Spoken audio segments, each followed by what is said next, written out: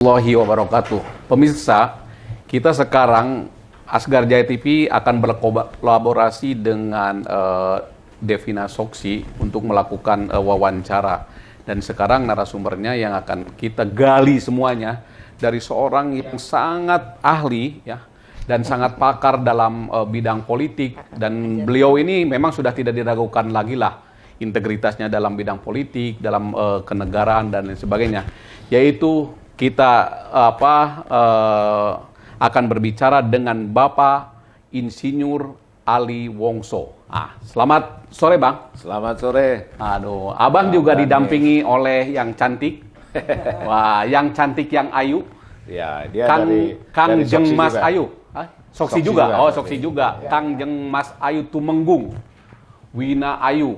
Panjang banget itu. Berapa senti itu namanya itu? Itu sudah dipendekin. Tapi akhirnya dipanggilnya namanya jadi Kang Jeng Mami. Betul sekali. Pemain sinetron dong kalau gitu. Betul. Gitu. Bang, ini kita sekarang ini kan nggak apa-apa. Kita akan membahas yang orang lain mungkin tidak bahas. Kan sekarang yang viral itu di berita-berita adalah mengenai utang piutang. Tapi nggak tahu utang piutang siapa. Kita ini yang ada pengaruhnya terhadap negeri inilah ya. Ini mengenai pengumuman atau rilis daripada Transparansi Internasional, yaitu mengenai IPK ya, mengenai IPK-nya ya, Indeks Persepsi Korupsi yang menurun dari 38 menjadi 34 untuk Indonesia ini. Saya ada berita ya dari untuk IPK ini nih, mungkin Abang nanti kita bisa bahas bareng-bareng, Bang. Yeah. Bisa dielaborate gitu ya, bisa diskursus lah di sini. Ini ada pernyataan dari Bapak Jokowi, Presiden Republik Indonesia. Dia mengatakan ini dari breaking news dari Mon News ya, Monitor News. Mon News itu Monitor News, Bang. Dia menyatakan bahwa saya juga ingatkan kepada jajaran aparat penegak hukum untuk menegakkan hukum yang seadil-adilnya tanpa pandang bulu. Kemudian beliau juga melanjutkan lagi, Bang, dalam statementnya itu Presiden juga mendorong agar rancangan undang-undang RUU tentang perampasan aset dalam tindak pidana dapat segera diundangkan. Emang bentuknya sebagai bagaimana sih, Bang, undang-undang mengenai perampasan aset koruptor itu? Baik. Terima kasih, Kang Dani.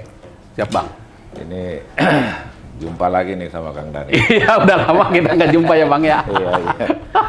Jadi memang kita ya tentu senang ya. Iya, Bang. Memberikan apresiasi dan dukungan kita kepada Bapak Presiden kita, Iya. Pak Jokowi, dengan responnya yang ya saya kira sangat tegas. Iya. Ya.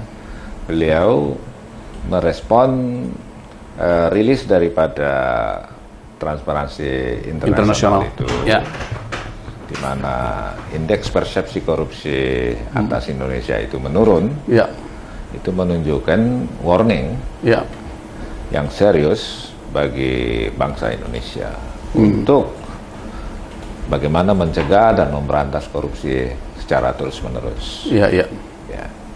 Jadi kalau kita kilas balik ke belakang, memang korupsi ini boleh dikata sudah ya membudaya bagi bangsa ini. Iya, iya, Ketika iya. masa sebelum reformasi, Betul. ya, Orde Baru. ya, Ya. korupsi itu kan ya merupakan satu masalah yang menghambat kemajuan bangsa. Bahwa ada agenda reformasi kemudian pada tahun 98 itu Ya, penghapusan KKN, ya. Korupsi, Ya. ya, Kolusi, nepotisme. ya. Nah, jadi itu dimaksudkan adalah bagaimana KKN ini, korupsi ini harus dihapus. Karena ini menghambat kemajuan bangsa. Bahkan Ya, ya. kalau boleh saya katakan merupakan akar masalah bangsa ini. Korupsi itu ya. Untuk maju. Iya, iya, iya, iya. Nah, jadi persoalannya sekarang ya 20 tahun lebih reformasi, Ya. agenda ini berjalan. Nyatanya, ya itu tadi seperti rilis daripada Transparansi Internasional. Iya, iya, iya. Jadi korupsi itu masih relatif banyak. Hmm. Lalu Presiden kita telah merespon, Ya. bersikap. Harapan kita, sikap tegas Bapak Presiden ini ditindaklanjuti dengan action, rangkaian action Ya. yang konsisten. Ya, ya, ya. Ya. Dan tadi dikatakan salah satu apa yang beliau harapkan adalah segera RUU perampasan aset koruptor itu ya. diundangkan. Itu dalam bentuknya gimana itu, Bang? Jadi apa yang kita amati, ya kita mengapresiasi pemerintah telah menyampaikan RUU perampasan aset koruptor. Kajian akademisnya udah ada ya, Bang? Oh, tentu sudah. Sudah ada ya? Kalau pemerintah sudah membuat iya, pasti iya, iya. sudah ada. Tapi udah masuk dalam prolegnas belum, Bang? Nah itu yang kita dengar belum. Belum masuk ya? Belum. Jadi itu sudah disampaikan oleh pemerintah, kalau tidak salah tahun 2021 atau awal 2022. Berarti Pak Jokowi bagus sekali ya, Bagus. cukup Itu aktif ya untuk bagus. apa Jadi, mengantisipasi kalau ini segala bentuknya. diundangkan, saya kira sangat besar pengaruhnya untuk mencegah korupsi itu. Iya, iya, Nah, iya. tentu kan ya para yang berpeluang korupsi Ya. akan berpikir berkali-kali untuk melakukan korupsi karena nanti itu bisa dirampas, dimiskinkan. Betul. Nah, jadi ini yang tadi dikutip, Ya. Bapak Presiden minta ini diundangkan. Undangkan ya, Jadi betul. tentu pembuat undang-undang itu kan DPR, Ya. sesuai konstitusi. Tentu harapan kita DPR RI ya segera mengambil ya langkah. Bagaimana caranya supaya segera. Ya, Bang. Dan pemerintah tentu harus mendorong itu. Nah, namun menurut pendapat saya, apabila nanti berlama-lama, katakanlah DPR nyatanya nanti masih belum juga, Ya. sementara ini sudah urgent, Ya. mendesak, saya pikir ada mekanisme Presiden bisa Perpu. membuat Perpu. Iya.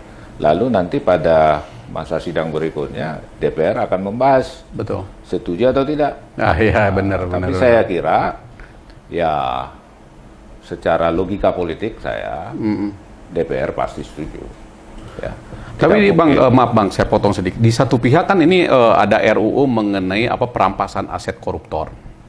Di lain pihak Undang-Undang Cipta Kerja juga kemarin Mahkamah Konstitusi itu udah menyatakan bahwa itu tidak ilegal atau ilegal atau apa gitu loh. Itu. Maaf kalau saya Kalau ini nggak salah inkonstitusional bersyarat. Ya, bersyarat, ya. Nah itu gimana itu kan sementara sekarang mungkin ada kaitannya itu antara Cipta Kerja dengan masalah perampasan aset itu. Gimana menurut pendapat Abang nih, pengamatan Abang? Ya, saya pikir kalaupun itu ada korelasi, ya ini persoalan kita bisa pisahkan. Gitu.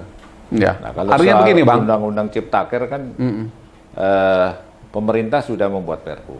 Ya. Oh iya betul. Ada perpunya ya. Ada Perpu. Lalu tentu DPR nanti akan membahas itu. Ya. Setuju atau tidak, gitu. Nah, kalau setuju jalan, kalau tidak ya batal, gitu kan. Gitu. Jadi kita harus bisa bedakan dengan apa yang dikatakan Presiden tadi mengenai itu perampasan aset itu. Perampasan aset koruptor. Tapi kan Bang gini, ada yang mengatakan ya, atau ada pengamat atau apa, justru sekarang undang-undang tindak pidana korupsinya justru yang bukan undang tindak pidana korupsinya, undang-undang KPK-nya yang sekarang menjadi garda terdepan untuk pemberantasan korupsi itu sekarang katanya dilemahkan gitu loh. Nah, itu kan ini hulu kan, ini ke hilir gitu loh. Gimana Bang menurut pendapat Abang dengan pendapat itu? Jadi begini, korupsi ini kan kalau kita berangkat dari teori Lord Acton, ya, kekuasaan itu cenderung korup. Betul. Ya. Nah, jadi harus dibuat suatu sistem yang bisa membuat enggan korupsi. Ya. Yang membuat Sistem. oh ya dengan Termasuk sistem itu. undang-undang. Oh iya oke. Saya ambil analogi ini. Iya iya. Toko berlian, emas, itu kenapa terang benderang terus? Tidak ada toko berlian yang remang-remang. Iya betul. Ya, Toko emas juga ya. Iya. Kenapa? Supaya tidak ada kesempatan atau berkuranglah kesempatan orang berniat jahat. Iya. Nah, kalau coba itu mati lampu, gelap, bahaya kan? Iya. Ya, nah, jadi bisa saja seperti kata orang, Ya. karena ada kesempatan timbul niat. Gitu. Betul.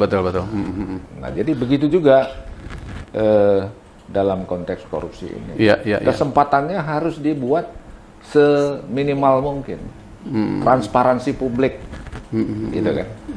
Nah, harus dibuka itu transparansi publik itu. Iya. Lalu juga kalau sampai terjadi misalnya tindak pidana korupsi itu, Iya. ya toh, itu bagaimana juga dihukum sedemikian rupa supaya ada efek jerah, gitu kan?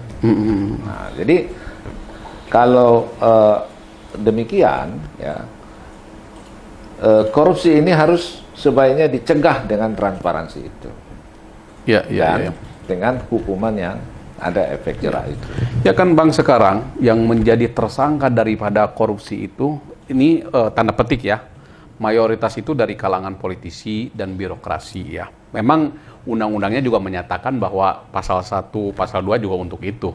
Cuman kebanyakannya itu kan seperti sekarang bupati, terus politisi atau anggota dewan dan sebagainya yang menjadi itu. Sebenarnya apa yang menjadi penyebab dari timbulnya korupsi yang dilakukan oleh para politisi dan birokrasi tersebut gitu, Bang. Nah, di samping tadi masalah kesempatan itu tadi yang tadi itu ya. Jadi seperti saya katakan tadi ya bupati itu kan kekuasaan. Anggota DPR juga kekuasaan. Ya. Gubernur dan menteri dan apa saja. Ya. Itu segala kekuasaan cenderung korup. Ya. Nah, kenapa cenderung korup? Karena di satu sisi dia memang fungsi jabatannya itu, tugasnya itu untuk mensejahterakan rakyat, ya, seperti bupati dan sebagainya. Ya. Tapi di sisi lain, dia sebagai manusia itu punya hawa nafsu, yang cenderung bagaimana membuat dia katakanlah menikmati. Ya. Gitu. Nah, jadi di sini ada katakanlah ambivalensi, ya toh? Ya. Pertentangan antara dirinya dengan kenyataan dengan tadi kenyataan hidup. tugas untuk mensejahterakan rakyat tadi. Jadi kekuasaan itu kan untuk mensejahterakan rakyat, untuk memajukan bangsa negara. Nah, tetapi ini bisa disalahgunakan. Itu yang disebut penyalahgunaan kekuasaan. Yang terjadi di lapangan tidak seenak yang sebelumnya kita bayangkan ya. Penyalahgunaan inilah korupsi itu. Gitu kan. Jadi saya katakan tadi perlu transparansi. Ibarat di toko berlian tadi, enggan dia mengambil karena terang, ya kan? Iya. Nah, jadi transparansi ini diikuti dengan kontrol, ya. Jadi kalau kekuasaan eksekutif misalnya itu dikontrol oleh legislatif, ya. DPR, perwakilan rakyat. Tapi juga dikontrol oleh masyarakat. Itu yang disebut social control. Nah, namun sosial kontrol ini bisa jalan kalau ada transparansi publik. Ya. Begitu. Ya, jadi begini, bukankah sekarang ini terjadinya banyak korupsi itu, ya, kan Abang seorang politisi juga, karena ongkos politiknya itu yang mahal, Bang, untuk mengalihkan ongkos politik dan lain sebagainya gitu. Mungkin di situ apakah ada yang salah dari undang-undang atau aturannya yang sehingga mengakibatkan ongkos politik itu jadi mahal gitu. Pengembalian modal ya. Ya. Jadi begini, ini kaitannya misalnya dengan pemilu legislatif, Betul. ya, juga pilkada, Ya. yang sering ditandai money politik, ya, Betul. sehingga ongkos mahal. Nah, sebenarnya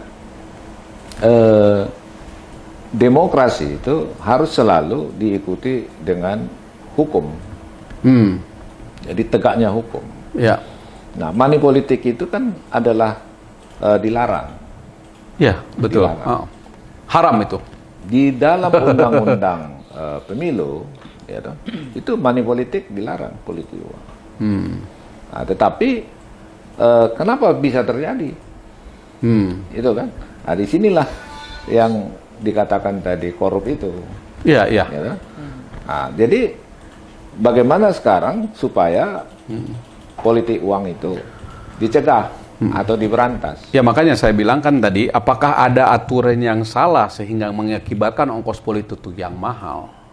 Jadi menurut saya tidak salah aturan itu.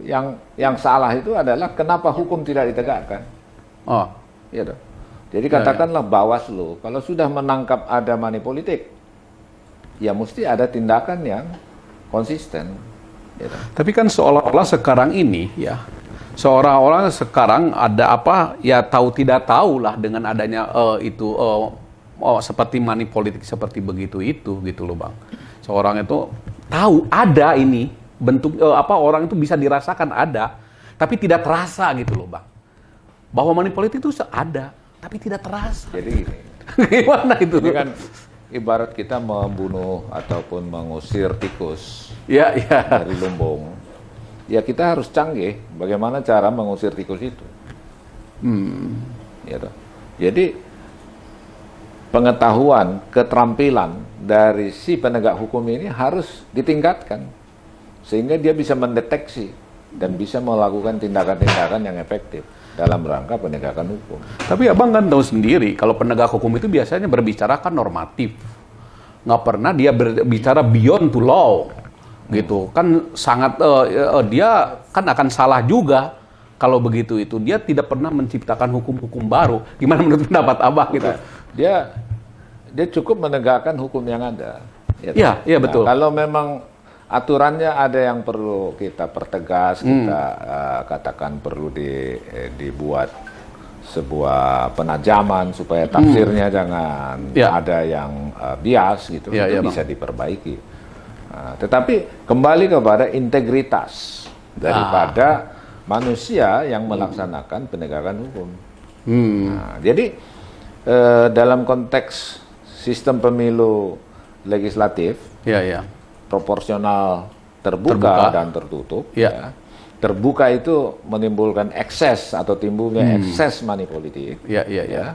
Money politik yang terjadi transaksi antara calon legislatif dengan pemilih, atau mungkin juga ada calon legislatif dengan pelaksana daripada pemilu, gitu, KPU jajarannya, Bawaslu. Nah, ini harus dicegah dan diberantas. Gitu. Nah, bagaimana mencegahnya, memberantasnya? Ya, mulai daripada memberikan edukasi, gitu, lalu membuat langkah-langkah, kegiatan-kegiatan yang bisa mendeteksi, sebenarnya kalau ada kemauan, saya kira bisa, gitu. Nah, hanya ya harus ada tadi integritas. Ya, jadi kalau misalnya sudah menangkap sesuatu perbuatan money politik, lalu dilepas, ya karena apa? Dilepas, gitu. Jadi itu seringkali kan karena terjadilah di situ suap dan sebagainya. Gitu. Betul. Jadi ini yang harus ditegakkan. Nah, demokrasi tanpa penegakan hukum itu akan mencederai demokrasi itu sendiri. Nah, kalau saya kutip istilah dari seorang pakar atau cendekiawan, Dr. Jeffrey Winters. Jeffrey Winters, ya. Jadi demokrasi di Indonesia ini, pengamat politik kan dia ya. Ini dia katakan ya nyaris tanpa hukum, gitu kan? Nyaris. Jadi ya itu akibatnya tadi money politik itu tercederai, dan itu dia sebut dengan istilah demokrasi kriminal, gitu. Ya. Tapi demokrasi itu apakah akan bisa Bang selamanya sejalan dengan hukum atau tidak? Begini, ada demokrasi mayoritas dan ada minoritas itu, demokrasi itu kan. Nah, jadi kan setiap yang mayoritas itulah pasti yang menang dan itu adalah pembenaran meskipun bertentangan dengan hukum. Bagaimana menurut Abang nih mengenai demokrasi kita kaitkan dengan masalah itu? Jadi bagaimanapun kita harus tegakkan hukum, gitu. Dan itulah, Meskipun mayoritas. apapun itu. Tapi kan kebanyakan sekarang Jadi- mayoritas, Bang. Jadi Demokrasi. jadi saya bisa tambahkan ya. Demokrasi tanpa hukum itu Ya. sama dengan anarkisme. Betul. Ya. Setuju, Bang, setuju. Nah, jadi kalau anarkisme itu kan sama dengan seolah-olah tidak ada negara. Ya. Gitu. Jadi buat apa kita bernegara? Ya. Ada negara, ada hukum, Ya, ya. gitu kan? Nah, Ya. hukum itu harus adil, harus ditegakkan, gitu kan? Ya, ya betul. Di hadapan hukum semua sama. Hmm. Nah, jadi mau katakan tadi mayoritas minoritas nggak ada urusan. Itu hukum itu memandang sama, gitu kan?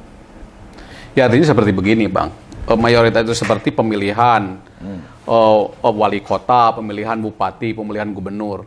Sebenarnya ini yang penting dia mendapatkan suara yang mayoritas. Meskipun dia dengan money politik dengan apa? Dengan money politik dia tidak peduli, pasti akan menang dia itu. Itulah yang mau saya katakan. Ya, gimana tuh? Membangun demokrasi politik kita Ya. adalah bagaimana melakukan pendidikan politik, gitu, Ya. supaya semua warga negara yang memiliki hak politik ini melaksanakan hak-haknya secara benar, Ya. sesuai dengan hukum. Ya. Nah, lalu apabila ada warga negara yang tidak sesuai hukum dalam menggunakan haknya, itu harus selain dicegah juga Sanksi.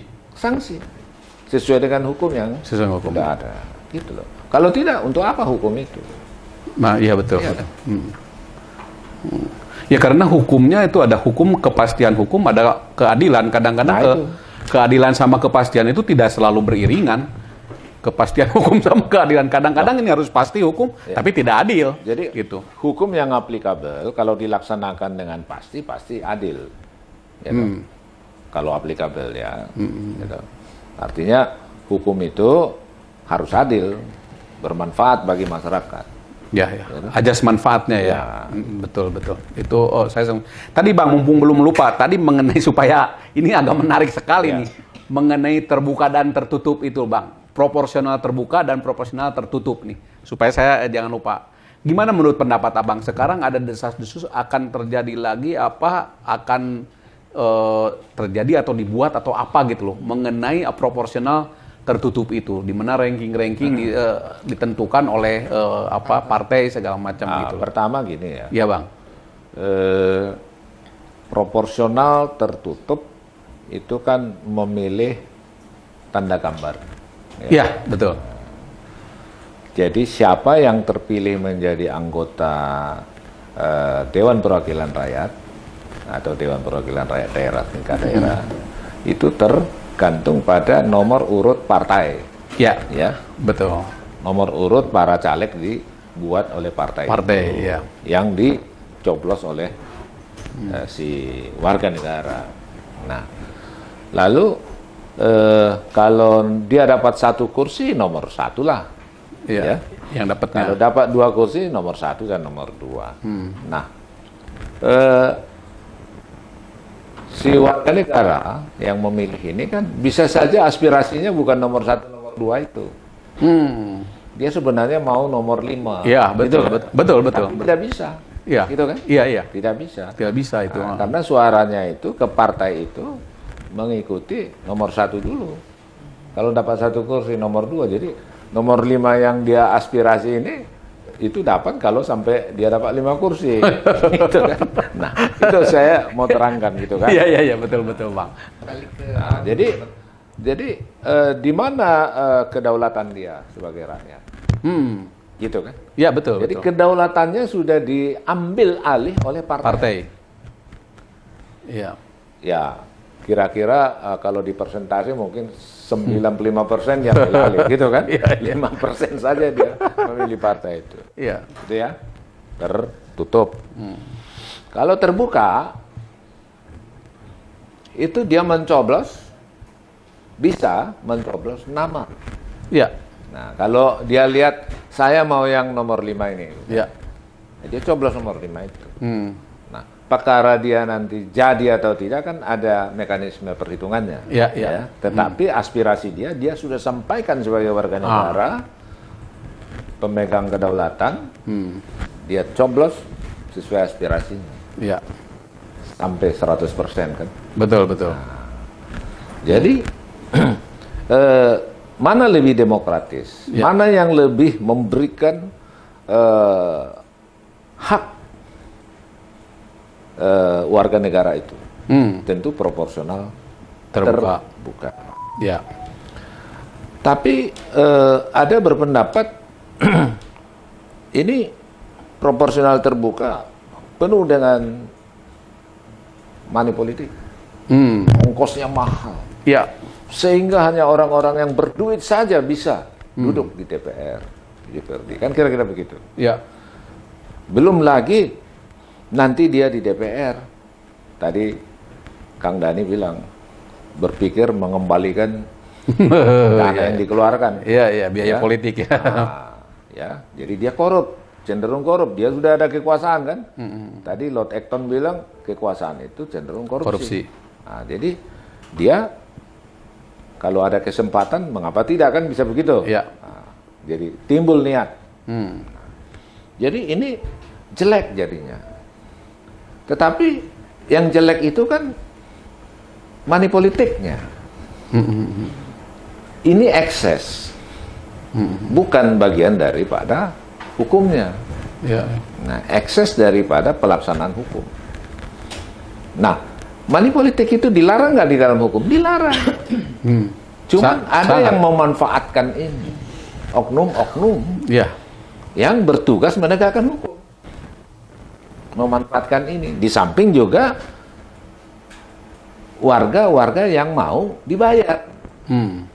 Nah, jadi warga kan punya hak memilih. Ya. Ini juga sebuah kekuasaan yang juga apa yang dikatakan tadi cenderung korup. Ya. Ya, kalau dia tidak punya integritas, dia jual suaranya. Wani piro, gitu. Iya. Dia jual. Itu kalau tidak punya integritas. Nah, untuk itu ada hukum, dilarang itu. Itu perbuatan terlarang. Ya. Jadi sebenarnya itu bisa dikategorikan ya korupsi. Ya. Nah, jadi ini bagaimana kita mencegah ini? Mulai daripada edukasi dan segala kegiatan-kegiatan peralatan yang bisa mendeteksi itu. Nah, lalu kalau sudah terjadi ya ditindak. Ya. Nah, tindakan itu harus konsisten, tanpa pandang bulu. Nah, kalau itu pilihannya, memberantas money politik, itu baru mantap. Betul. Menurut saya. Ya. Jadi demokrasi itu nggak boleh mundur. Ya. Apa yang sudah kita berikan kepada rakyat untuk berdaulat, memilih sesuai dengan aspirasinya, jangan ditarik lagi. Nah, itu yang saya katakan, kalau mau membunuh tikus, memberantas tikus di lumbung, jangan bakar lumbungnya. Tapi keahlian kita untuk menangkap, mengusir, atau memberantas tikus itu. Ya. Tapi Bang, kalau apa yang dikatakan oleh Abang itu benar-benar terjadi itu mungkin 95% itu bakal habis semuanya sama hukum, Bang. Karena hampir money politik semuanya. Coba Bang, yang spanduknya banyak, yang kaosnya banyak, itulah yang menang, Bang. Yang berduit ya. Iya. Loh, itulah justru Ya, yang makanya itu justru tantangan kita sebagai bangsa. Iya, betul. Jadi tantangan ini memang harus kita jawab secara bersama-sama. Mari kita kampanyekan bahwa money politik ini adalah sebuah kejahatan. Iya. Kejahatan demokrasi. Sangat kejahatan. Bahwa money politik ini akan merugikan masa depan bangsa, anak cucu kita. Karena apa? Ya, pejabat yang dihasilkan oleh sebuah proses demokrasi yang dibarengi dengan money politik, tidak bisa kita harapkan untuk melakukan tugasnya ya, mengartikulasi agregasi kepentingan rakyat. Ya, apakah dia kepala daerah, apakah dia anggota DPR, DPRD, ya, tidak bisa diharapkan optimal. Nah, jadi janganlah warga negara itu menjual haknya itu, apalagi dijualnya dengan sangat murah. Itu kan? Betul. Ya, mahal pun jangan, ya toh, apalagi sangat murah kan. Apakah yang disampaikan oleh Abang itu adalah merupakan salah satu komponen yang mungkin terjadinya penurunan IPK tersebut, Bang? Yang barusan itu karena money politik segala macam itu. Tentu ada korelasinya, ya. Jadi yang melakukan korupsi itu kan pasti adalah mereka yang sedang memegang kekuasaan. Ya, kekuasaan betul. di tingkat manapun. Ya. Ya toh? Jadi terjadilah kecenderungan korupsi akibat daripada high cost politik. Gitu. Nah, jadi itu demikian terjadi juga karena memang hukum kurang ditegakkan. Gitu. Jadi saya sangat setuju, ya, dan berharap kepada Presiden yang sudah begitu tegas tadi dapat melakukan langkah-langkah lagi, ya, lebih daripada apa yang sudah disampaikan tadi. Misalnya, apalagi yang perlu dilakukan dalam rangka mengurangi atau mencegah korupsi. Ya, antara lain misalnya beliau meminta digitalisasi, ya, digitalisasi di dalam penyelenggaraan manajemen pemerintahan. Ya. Jadi reinventing government management yang diisi dengan, ya, teknologi informasi, jadi sistem informasi manajemen. Nah, ini tentu sangat bagus sekali untuk mencegah katakanlah tindakan-tindakan korupsi. Ya. Jadi kita dukung itu. Begitu juga dengan katakanlah beberapa undang-undang yang perlu lagi dibuat dalam rangka ini. Misalnya, katakan saja dalam pelaporan aset penyelenggara kekuasaan, ya. Menurut saya itu perlu diundangkan, dibuat undang-undangnya mengenai LHKPN itu. Pelaporan itu, jadi pelaporan harta kekayaan pejabat itu kan. Ya. Jadi sekarang ini ada pelaporan. Tetapi ada juga yang tidak melapor, nggak apa-apa. Ya, LHKPN, laporan harta kekayaan. Jadi laporan itu menurut saya itu wajib. Dan selain wajib, juga ya laporan itu harus benar. Jadi jangan ada yang disembunyikan. Jadi bagaimana terhadap laporan yang disembunyikan harus diatur. Apakah itu dianggap pidana? Dan ataukah juga selain itu perlu dirampas karena tidak dilaporkan, tuh? Punya siapa ini, gitu kan? Ya, ini yang menjadikan masalah, Bang. Sekarang ini, nah, bagaimana Abang cara mengkritisi mengenai penegak hukum dan penegakan hukum itu sendiri? Yang tadi itu kan ini harus ada hukum, harus tegakkan. Nah, sekarang ini gimana cara mengkritisinya, penegak hukum, terus penegakan hukumnya, gitu loh. Yang sekarang ini mungkin sekarang agak terdegradasi mungkin kepercayaan masyarakat terhadap para penegak hukum tersebut. Meskipun ya sebagian adalah yang ini, gitu. Ya, penegakan hukum ini kan sistem, ya. Ya, sistem ini dijalankan oleh manusia, penegak hukum. Jadi dibutuhkan manusia yang berintegritas dan punya kapasitas. Gitu. Nah, sistemnya tentu harus kondusif, memajukan, gitu. Dan itu tentu bisa dievaluasi secara berkala, apakah sistem itu efektif atau tidak. Gitu. Nah, misalnya seperti aturan tentang remisi, nah, remisi terhadap hukuman seorang koruptor. Nah, itu perlu dikaji ulang. Apakah remisi itu plusnya dan apa negatifnya? ya katakanlah terhadap niat kita ataupun harapan rakyat untuk pemberantasan korupsi. Ya. Ya toh? Nah, apakah remisi-remisi ini positif? Gitu? Nah, positif bagi siapa ini? Ya toh? Nah, kalau positif bagi yang koruptor kan itu nggak applicable. Gitu? Kecuali positif bagi rakyat. Nggak bermanfaat itu ya. Ya, itu. Jadi kan hukum itu applicable kalau bermanfaat bagi rakyat. Gitu? Harus ada manfaatnya. Iya. Harus ada manfaat. Adil dan bermanfaat bagi Ya, rakyat. betul. Betul. Dapat dilaksanakan. Ya, Gitu. betul. Oke. Terus gini Bang. Nah,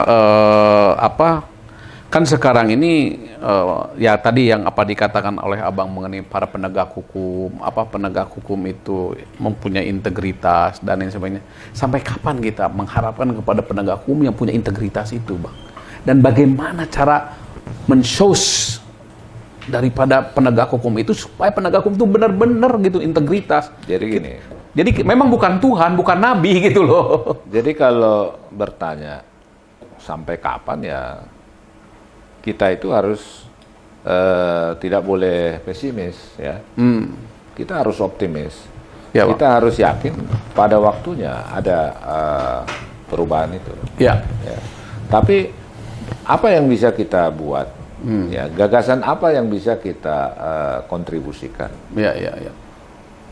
Apa yang bisa kita lakukan supaya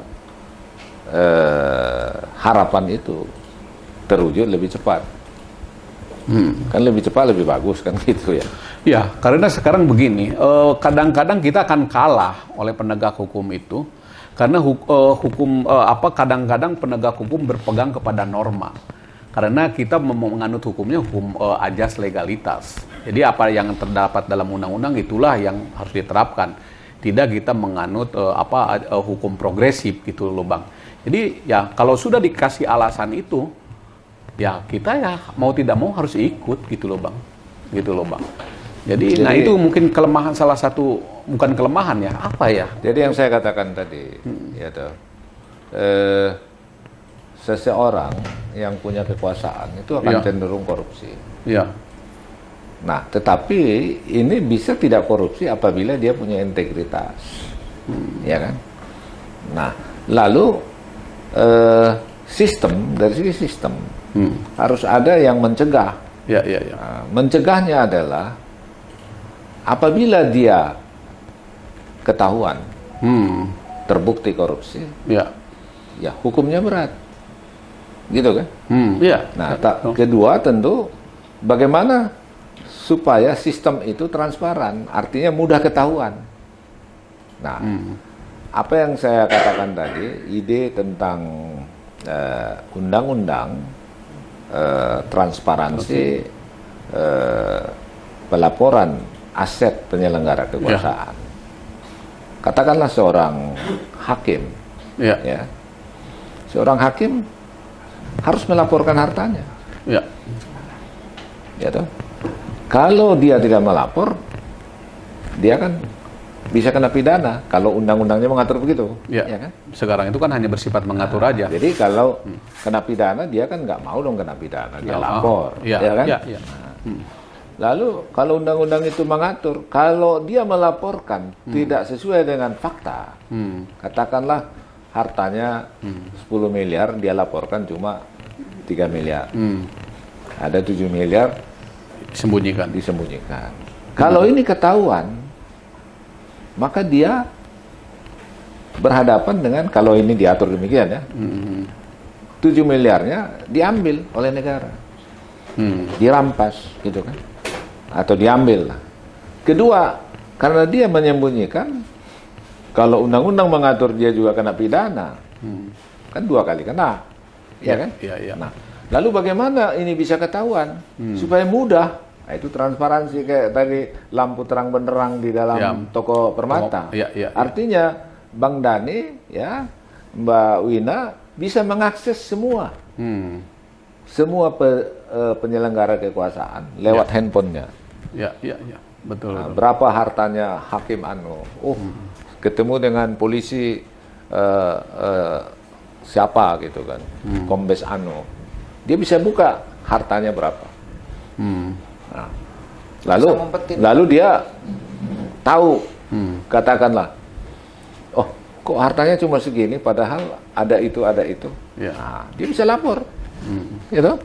Nah, nanti di dalam undang-undang itu misalnya diatur lembaga yang menerima pelaporan, lalu diverifikasi laporan ini kalau benar kena, gitu kan. Jadi kalau seperti itu transparansinya dan mendorong juga social control, masyarakat bisa mengkontrol, melaporkan, ya, itu akan terjadi sesuatu perubahan besar di dalam perilaku, di dalam terkait korupsi ini. Ya, misalnya kayak seorang hakim misalnya disuap 1 miliar gitu kan. Buat apa 1 miliar? Terima suap. Nanti di mana nyimpannya? Iya kan? Iya. Nah, mau disimpan dimanapun itu nanti tetap juga akan ada masalah. Gitu. Nah, jadi disinilah mungkin kita perlu membangun gagasan-gagasan, ya, menjawab pertanyaan Kang Dani tadi, sampai kapan gitu. Iya, Nah, betul. Jadi kita gali gagasan-gagasan. Saya bukan putus asa loh. Oh iya. Nanya begitu doang. Tapi kan Nanya begitu bukan putus asa itu. oke. Jangan pesimis, tetapi juga jangan diam.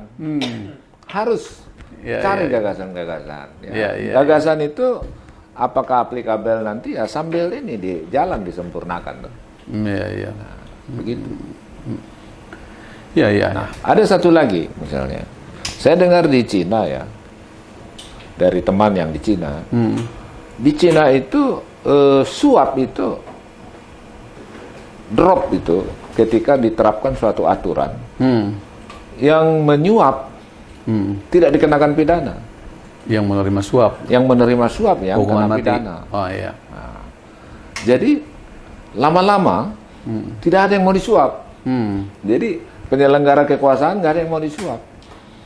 Karena bisa pada kena. Yang menyuap kan nggak apa-apa.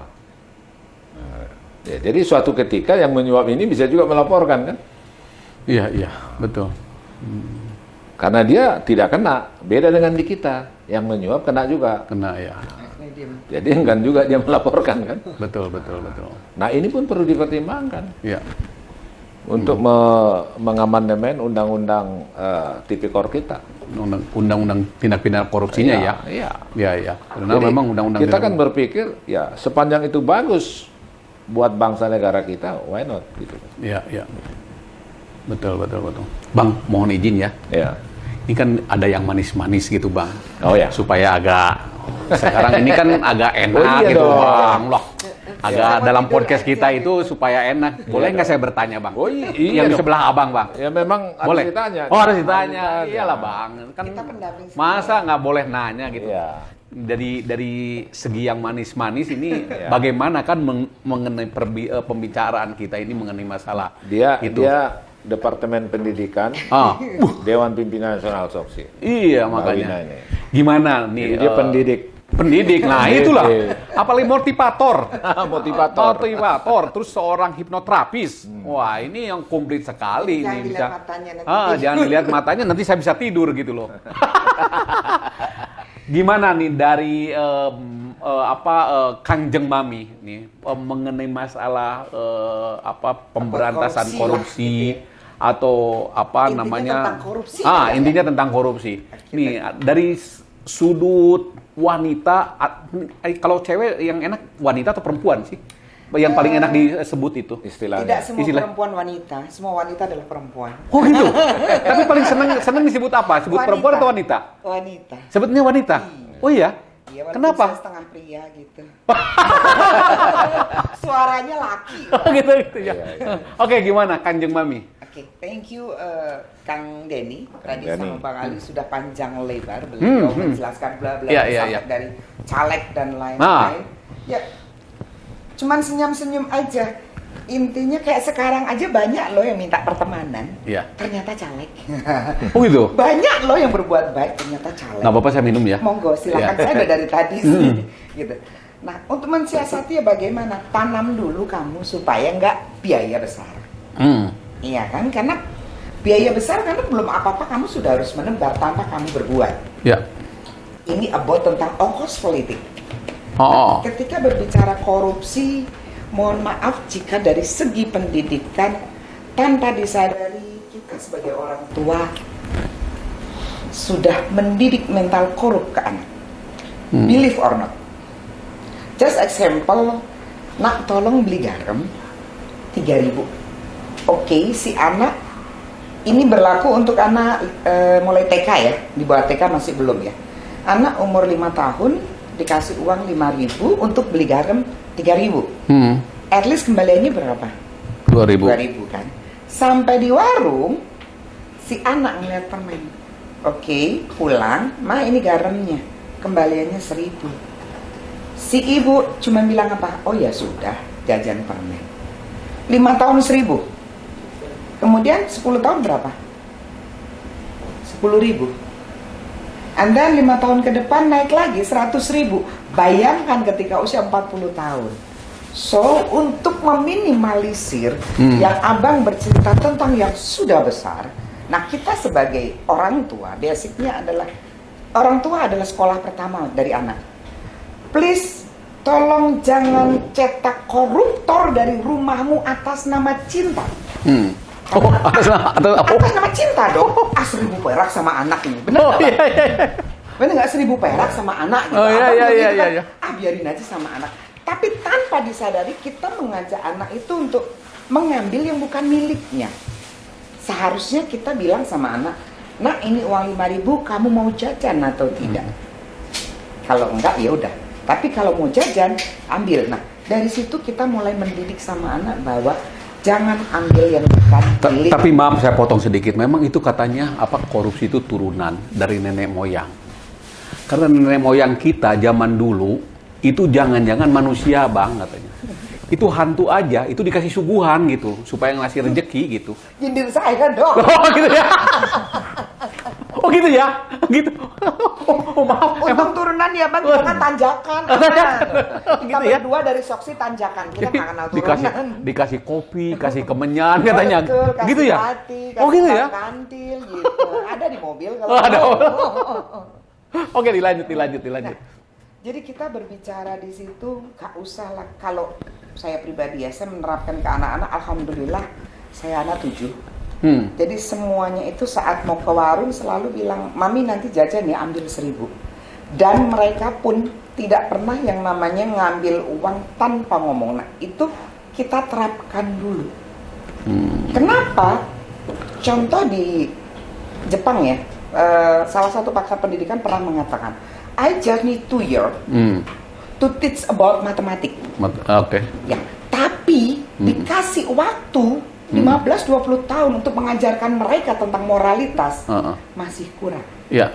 So please untuk bangsa ini yang sudah ke depan ya kan, mari memperbaiki. Tapi yang ke bawah ini tadi di bawah sudah discuss sama abang dari mulai generasi Z sampai generasi Alpha, ya kan. Please orang tuanya terapkan budaya jangan mengambil milikmu walaupun itu milik orang tua. Itu sih kalau dari sisi kami sebagai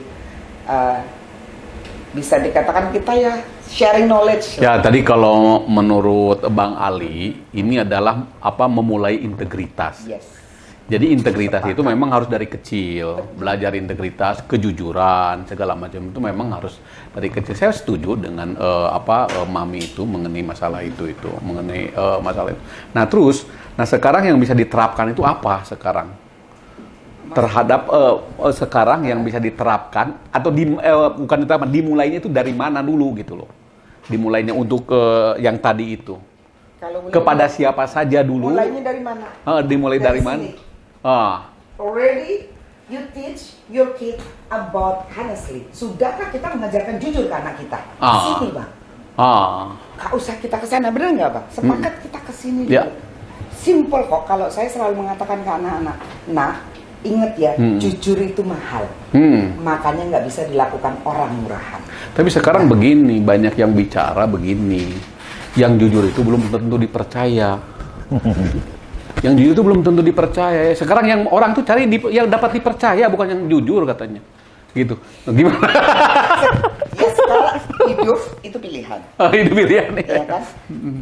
Kamu milih berkah, apa milih kaya? Itu seloroh aja itu. Ya, Barusan ya, itu. kita berbicara seperti itu. Contoh, saya beberapa kali menjadi staf khusus pejabat daerah. Saya mengatakan, Pak, Bapak selama menjabat jadi kepala daerah, saya siap mensupport daerah Anda. Tapi dengan catatan, please don't you corrupt. Karena dari situ pun hak Anda ada. Jadi ketika biasa mulai kalau di daerah tuh suka ya Bang ya, berapa bulan sekali atau berapa tahun sekali ada pergantian kepala dinas. Itu banyak yang tanya nomor rekening. Tahu kan Kanjeng Mami hobinya berlian, dikasih gitu kan. Saya jajannya berlian Bang, maaf ya. Nah, tapi itu diterima kalau dikasih? Enggak. Oh, nggak diterima. Sampai dikasih uang pun saya cuma mengatakan, mohon maaf, anak-anak saya tahan lapar, tapi anak-anak saya tidak tahan api neraka. Terima kasih. Gaji saya cukup. Nah, itu berawal dari kita. Makanya sampai dibilang kamu tuh staf khusus bupati, staf khusus gubernur, kok kere gitu. Nggak apa-apa, saya miskin harta tapi saya kaya hati. Nah, kembali lagi itu pilihan kok Bang. Iya, iya. Mau dibilang abang jujur, semua tetap kita pernah mengalami. Contoh, Wandi saat itu anak masuk ICU. Oke, sementara di sisi sini, ini lagi diminimin duit besar. Saya cuma bilang, I never say, oh my God, I have the big problem. But I say, hey problem, I have the big one. Dan ternyata dapat kok gitu loh. Terkadang kita capek di proses itu aja. Makanya kan saat Bang Ali, yuk dek join di workshop sih, kita lanjutkan lagi. Yuk, why not? Karena apa?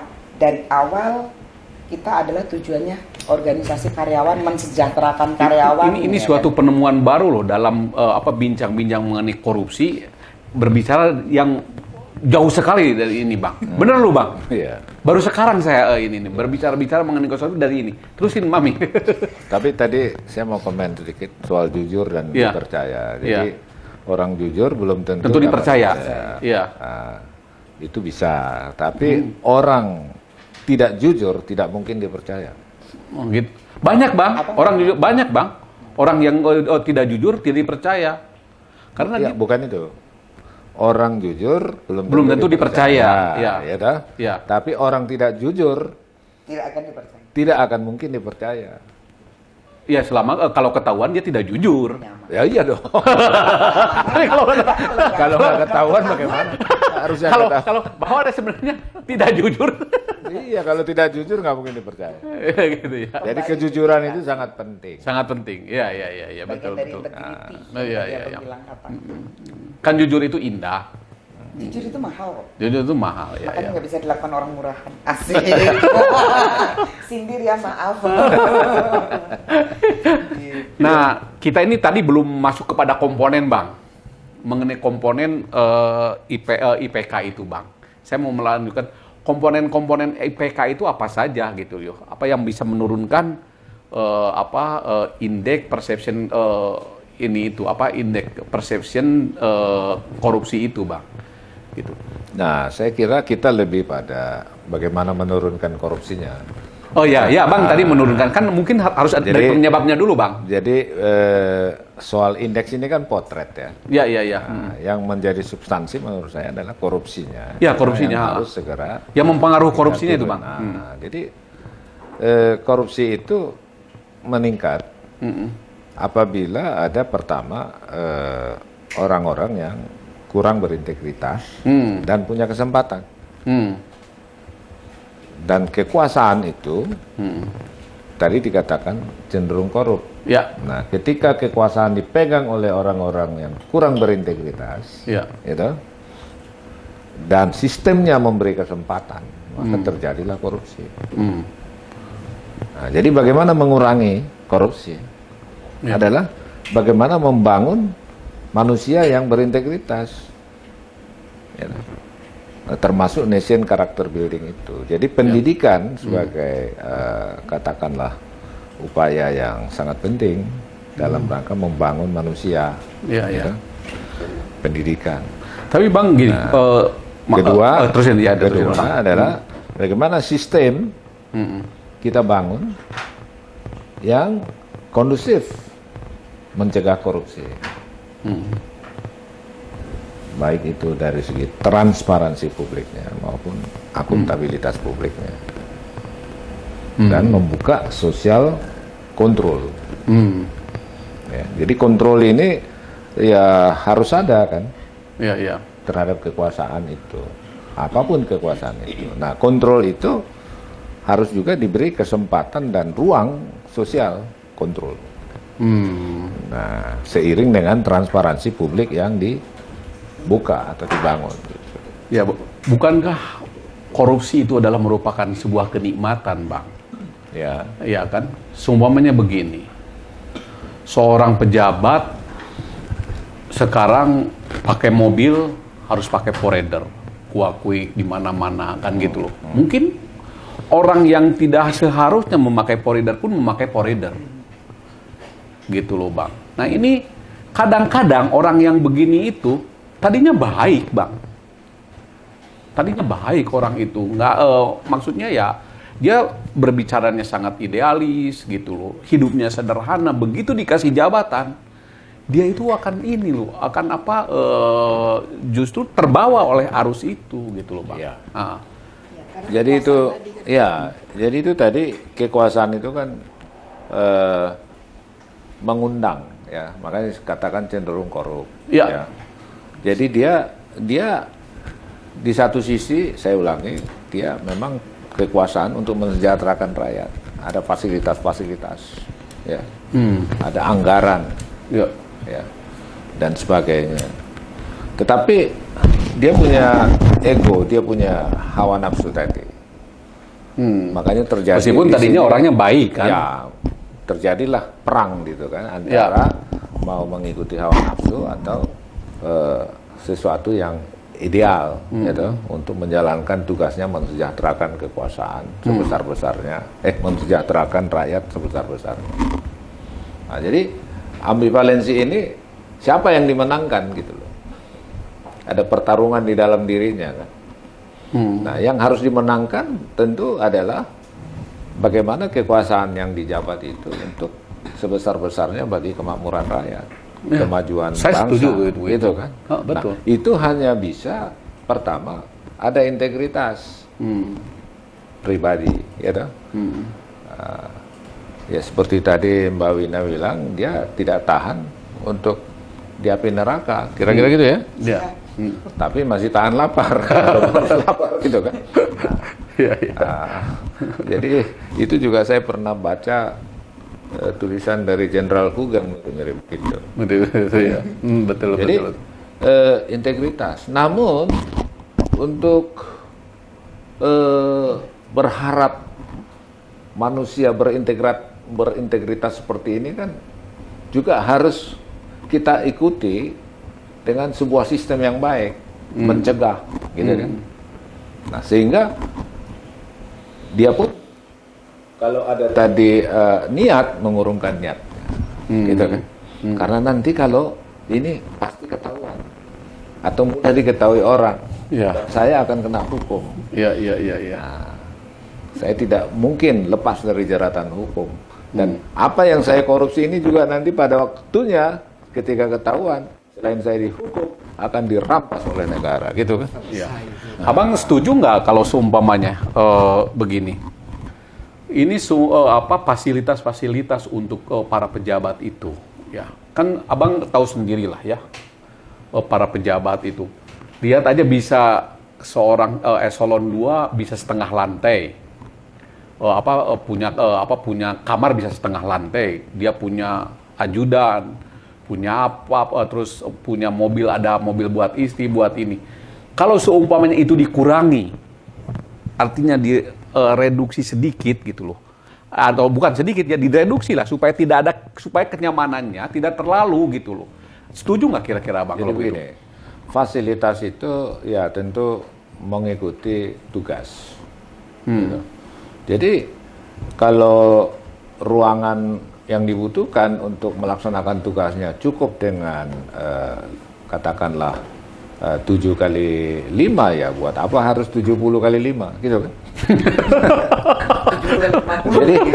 jadi sesuai kebutuhan aja, proporsional. Iya. Begitu juga misalnya ya peralatan-peralatan lain termasuk kendaraan sesuai dengan tugas saja. Koridor segala macam. Kan Sesuai sekarang dengan tugas. sekarang kalau di jalan aja kita nggak tahu quick. Waduh, kita udah pinggirin itu Bang gitu. Iya. Biarkan pemirsa saja yang akan menyimpulkan mengenai masalah ini nanti. Betul. Dari pemirsa dari sahabat Soksi, dari sahabat Asgardia, silakan aja Anda yang menyimpulkan kesimpulan daripada pembicaraan kita ini. Mudah-mudahan bisa bermanfaat bagi kita semua. Assalamualaikum warahmatullahi wabarakatuh. Waalaikumsalam warahmatullahi wabarakatuh. Swastiastu, namo buddhaya, rahayu kita semua.